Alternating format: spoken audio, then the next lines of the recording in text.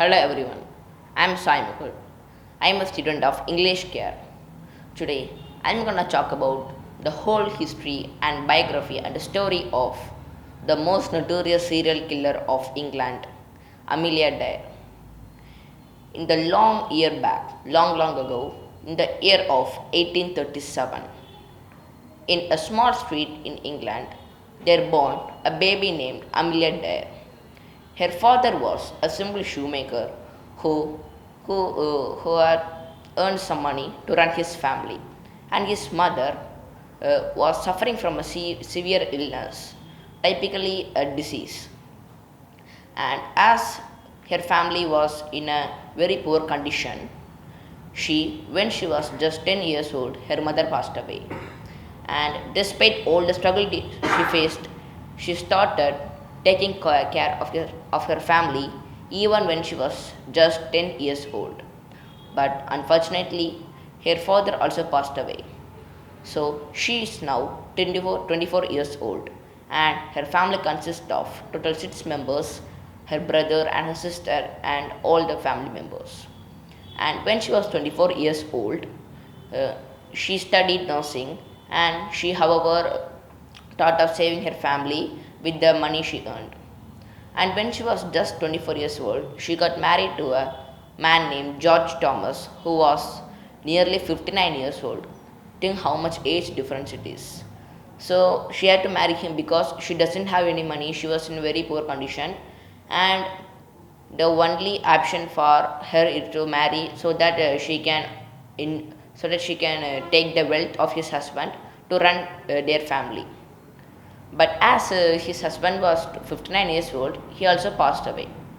So she is the one and only woman in her family, as her husband, mother, father all passed away, and now she was with her brother.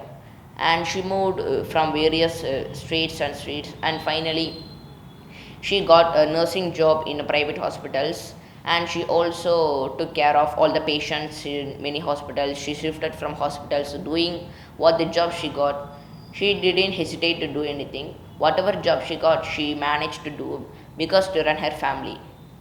And after some time, baby farming was a very good occupation going on England in that period. Baby farming is the one is nothing but just the occupation to take care of the babies.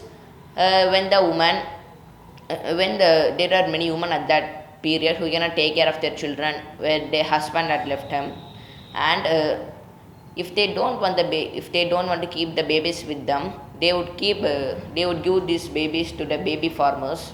They are also known as the baby farmers, and they will take care of it, and they will be paid a large sum of money, weekly, monthly, or even a full amount of money to take care of it. They can keep the babies permanently, or they can give the babies back to their owners when they require it.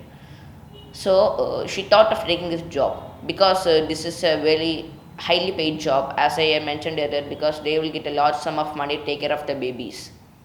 And so as she was studying nursing, she thought of becoming a baby farmer, and she did. And her life are going well, and also she started doing this occupation, and she started advertising in many newspapers and in many posters and everything. And many at that time many female women and at that time many female workers saw this, and they thought of giving the baby to this babysitter because she looked like a very calm and composed woman. So everyone gave their babies to this lady, but they didn't know it that she will become the most notorious serial killer of England at that time. They weren't aware that they were giving their babies in the hands of death. So everything went quiet, calm, and here is the story starting how she turned the killer now. And as she bought the babies from their owners, for a few months she started taking care very well of the babies which she had. But after some time, she started to think. As they gave money, it was suitable for the baby expenses like diapers and everything for the nutritious food. everything, the amount is over.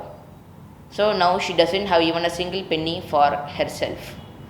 So she started thinking, why we can't take 3 by 4th of the money which they give us and we can spend some little money on them. So this thought made her the serial killer at that time. And so she started taking most of the percentage of the money for herself and didn't give nutritious food. So rapidly all the babies were infected with malnutrition. So many babies started dying. As many babies started dying, uh, at that time the parents didn't ask the babies because they don't want the babies, and at that time there were no proper police and everything. So she can do all these things because nobody will knew it, right?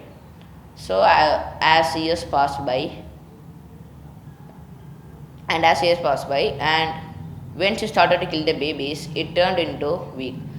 And she thought of killing the babies within a week when she borrowed from their owners, and it turned into a week, and it turned into 4 to 5 days, and at last it turned into house. And in this position, her thought was, when she get the babies from their owners, she will kill the babies immediately. And she started doing this, and she enjoyed all the wealth she had. But it was until one time, and at that time the police inspector, his name was Anderson, and he thought of taking up this case because it was a serious case. And how this case started is, many parents started asking their babies back, but she didn't give a proper answer to the owners. So, and she also thought that if she was in the same city for a long time, then she would be caught. So she started shifting from cities to towns to cities, not just one or two towns, more towns than one or two. And at this time, the inspector Anderson took up this case rapidly, and he started investigating every person, everything. And for his luckiness, he got very precious evidence. One time, one time, one time, this lady killed a baby, small infant, and she threw the small little girl into a river. It was known as the Thames River. And the police searched a Thames River, not coincidentally, and at that time they had found the body of a baby girl inside the river. So this is a very precious evidence to make that she was a very serial killer. And as soon as they recovered the body, they sent it to postmortem. And at that time,